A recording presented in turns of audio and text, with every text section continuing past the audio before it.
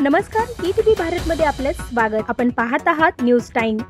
लोकसभा निवडणुकीच्या तिसऱ्या टप्प्यातील प्रचार संपला.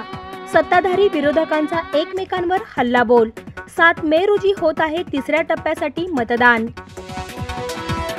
तिसऱ्या टप्प्यातील मतदानापूर्वी अजित पवारांची मोठी खेळी. जय पवार यांनी घेतली मनोज जरांगे पाटलांची भेट. भेटीमागचं कारण गुलदस्त्यात. भाजपाने घरे फोडली, आमच्या घराच्या देखील काही खिडक्या घेऊन गेले. विरोधी पक्षनेते विजय वडेट्टीवारांचा भाजपावर हल्लाबोल. हेमंत करकरेंना लागलेली गोळी दहशतवाद्यांच्या बंदुकीतील नव्हती, वडेट्टीवारांचा दावा. नकली मोदी म्हणत मनसे अध्यक्ष राज ठाकरे यांच्यावर संजय राऊतांनी साधला निशाणा.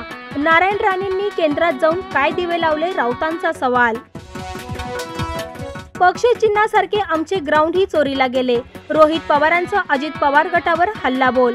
म्हणाले, अजित पवारांनी घेतलेली भूमिका सर्वसामान्यांच्या विरोधात आहे. काँग्रेसच्या स्टार प्रचारकांच्या यादीत नजीम खान यांना पुन्हा स्थान. आजपासून प्रचारात सक्रिय.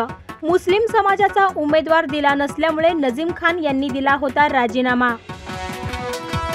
एनसीबीनं आंतरराज्यीय ड्रग्ज सिंडिकेटचा केला भांडाफोड. 1 कोटीचं ड्रग्ज मुंबई विमानतळावरून केलं जप्त, एकाला अटक. पीओके ताब्यात घेण्यासाठी बळाचा वापर करण्याची गरज नाही.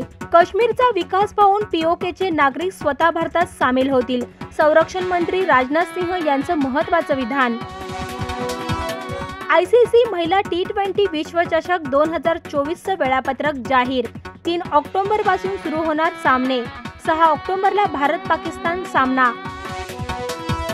कोरोना लसीच्या दुष्परिणामामुळे मला हृदयविकाराचा झटका आला असावा, श्रेयस तळपदेने वर्तवली शक्यता.